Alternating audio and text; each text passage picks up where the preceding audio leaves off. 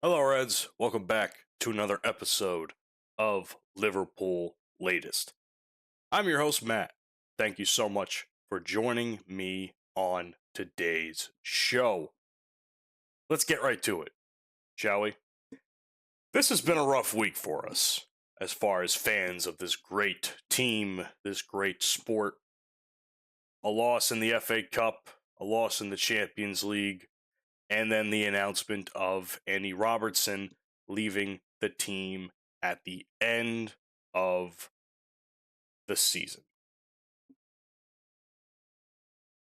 I have seen a lot of conversation about this, and I kind of want to briefly put my 2 cents in on the subject, and that is how much do we blame Arne Slot for the current trend of players, core players, leaving the team at the end of the season due to the fact that whatever reason that might be, issues with the manager, losing, tactical problems, so on and so forth. Do players feel like they're being pushed out?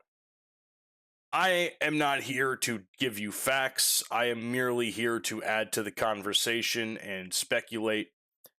That said, here's my take on the situation. I don't think Slot is entirely to blame.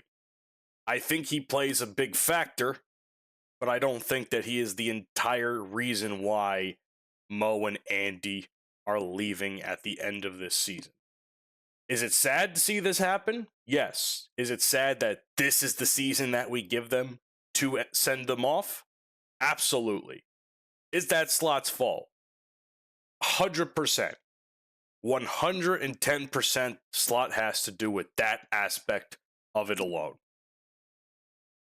That said, there's a lot more that I think people are not mentioning, and I talked about it a little bit in the previous episode. I'm going to once again discuss it here right now. The first and foremost thing I would like to touch on is age. Mo is in his early to mid 30s. He's like, 33, 34? Robertson is 32. They're not necessarily spring chickens in the eyes of many who watch this sport. For a lot of fans of football, 30s and onward is where we start to see a decline. It is such a physically demanding sport that a decline is very obvious to notice, even if you don't want to admit it. And I take that into account when watching this team play. I look at Mo getting beat by defenders when in previous years he was absolutely smoking these fools, leaving them in dust, getting ahead. Now he's getting blocked. He's getting pushed around. Maybe all those years of not getting fouls called for him, it was catching up to him a little bit. Sorry, I had to throw that in there. Mo is not a spring chicken in the grand scheme of things. The league itself is getting younger. It is eyeing new young talent and adding to what are already established names. We are in the midst of a youth movement in our own right, trying to sign new young players who need to show out and have the skills to do so. The time of Mo Salah more or less is done for Liverpool. There is nothing more that he could possibly accomplish that he hasn't accomplished already. Would I like to give him one more championship in the UCL? Absolutely. Do I find it likely? No. If anything, I said this before, our best shot was the FA Cup. And we are no longer a part of that competition. So, it sucks, but it is what it is. Now, with Robertson, this is a different story because I'm talking about with Mo, the offensive side, and now I'm going to talk about the defensive side. Andy Robertson is without a shadow of a doubt a leadership figure on the team. There is absolutely no denying that in any way, shape, and form. That said, he's also getting older. Look at Virgil van Dijk. He's already 35 years old with 1 year left on the contract. There's no shock to me that if whether or not he gets transferred or he decides to leave at the end of next season. That shouldn't come as a shock to anybody on this team or in this fan base next year. Again, how is a 30-something-year-old defender supposed to keep up with the likes of 19, 20-year-olds who are getting into the league, have a lot to prove, and are absolutely setting the league on fire with some of this offensive prowess that they have? You cannot compete with that. You just can't. The only way to fight youth is with youth. And thankfully, we have a replacement in the sense of Milos Kerkez, who has been more than a stellar replacement for Andy Robertson after his first few months of, roughness that he had setting into the position. Once Robertson took over a little bit, maybe in a training, he took him aside and showed him a few things. Now, Kerkez has been doing a very good job. Hasn't always been perfect, but he is doing a very good job for what it's worth, for what is being asked of him, regardless of the results in the match. He's doing as best as he can. So age is already a big factor. And then number two, I don't think Liverpool had any sort of inkling or want to sign Robertson to begin with, or re-sign him, extend him. You can't justify to me re-signing a 30-something-year-old player for another year or two. Not when you're already in the midst of having other contracts that are coming up that need to have this paid attention to. Konate is probably the biggest one of the bunch. Now we have to find someone to replace Mo. Now we have to find ways to extend players in the midfield to bolster that, or sign new players to bolster that up. I think, if you ask me, for Robertson, the era has passed him by. And that's not necessarily a bad thing. I think regardless of how we feel about how Slot has handled this season and how we may think that he is also part of the reason why they are leaving, you can't deny that there are other factors out there that are also playing a role, no matter how big or small this may be. So my final whole thing on the situation is, yes, to some degree, I do blame Slot for what has been happening with Robertson and Mo leaving this season. There is no denying that there are factors in regards to him and his leadership and his tactics and what the results have been on the field that have no doubt in my mind telling me there is something wrong there, that these players no longer want to be a part of it, whether they will admit it or not. And then they also have to come to grips with the fact that the game has passed them by, or is in the process of passing them by. It's time to step aside and take a different role on a different squad. You can't be great forever. Greatness is but a blip of someone's career if they are so lucky enough to achieve it. But when it comes to greatness, some people might be a little bit luckier than others, and that is the Liverpool women's team, who has been doing a very good job in their own right trying to make up for the poor start they've had to the season. They've had some re-signings, they've had some for transfer signings in January. Now they have a signing that is official for the beginning of next season with Vivian Endemann, who is a German international forward who is set to go through the upcoming transfer window, and she will be a key attacking addition to strengthen the attack of the squad. So she's a very prominent international player, someone that is certainly not to be taken lightly, for sure. And the good news is that this is an absolute serious signing. This isn't just like a depth signing. This isn't just someone you're going to put on the bench. This is someone who's in her early 20s. This is someone that's playing at a high level in the country of Germany.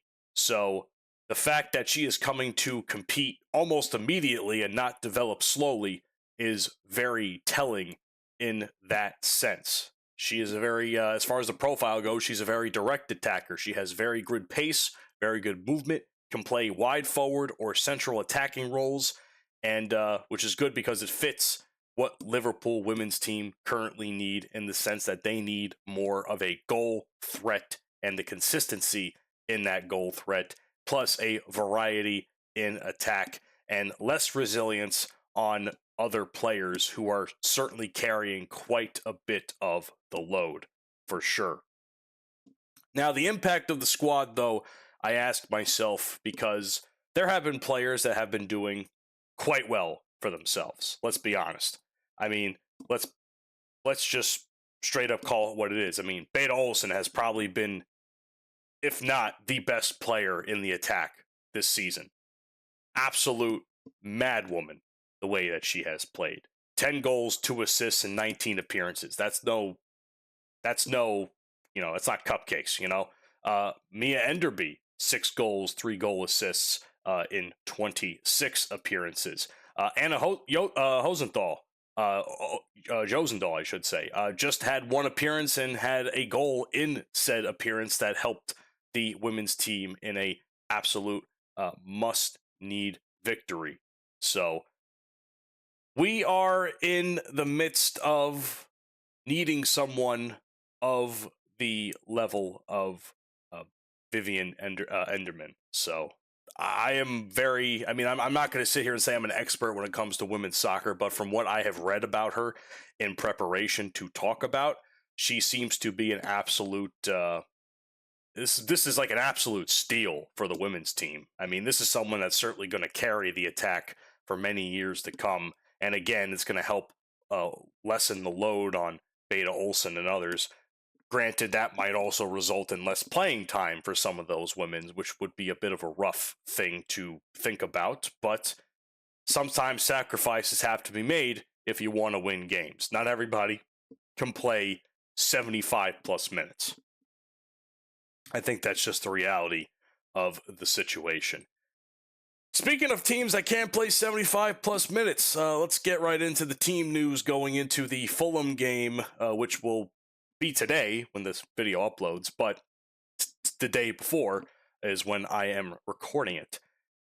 So here is the squad condition. It is very mixed, but it's also improving, which is a decent sign. So, of course, confirmed absentees of the matter. Alison Becker out.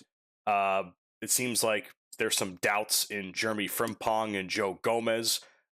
Seems both required late fitness checks before the game, so that leads it to be a little bit worrisome for me, because we already have a lot of no depth in the defensive positions. Now, a loss for Frimpong and Gomez at once could potentially be catastrophic for the team. Not to mention, this match comes only a handful of days after PSG. It seems as though that's the trend for this week, is the schedule. A loss on Saturday in the FA Cup. A loss on, was it Tuesday or Wednesday? One of the two, whatever it was. A loss against PSG just a handful of days later. And now another match after an already ragged team in Fulham today when this uploads. So it seems as though players cannot catch a breather to save their lives and are certainly trying to get any sort of rest they possibly can in preparation for yet another grueling game that is going to take place. So this is going to be a bit of a rough one. The defensive structure is certainly going to be the most fragile part about us this game, especially with the idea that some of these players might not be fully fit. So we have to certainly rely on the attack to provide us quality goals early and often to get us a big enough lead where we don't necessarily have to rely on the defense all of the time. But that also comes from the fact that we need to score and get to that final third of the field. The good news is, as far as the attack goes, the attack is pretty strong as far as names go. I mean, we have Salah, who will probably play. We have Ekitike. We have Verts, Szoboszlai. And let's not forget Alexander Isak, who could possibly sub in at any given time. I throw Gakpo in there, but that's like watching paint dry. So I'd be lying to you if I'd say that I would think Gakpo would be a good addition to the attack as well. As a matter of fact, watching paint dry, like I said, would probably be more entertaining than watching Gakpo play football. That said, that is more or less the general analysis of the team news. Now let's get right into the actual game, which I've already kind of talked a little bit about already. We're tired. We're very tired. 3 days after a loss to PSG, 3 days before that or so, 4 days, we lost in the FA Cup. The team is already on an emotional roller coaster considering the recent news of Andy Robertson. So who's to say that that is not weighing heavily on their minds as far as a psychological and emotional aspect? So maybe they're not fully invested into this game in that regard. The fact of the matter is we have to stay in this top four race. That is what's going to determine success for not just this team, but a prolonged stint as manager for Arne Slot, which I still wholeheartedly believe that this should not be going on as long as it has.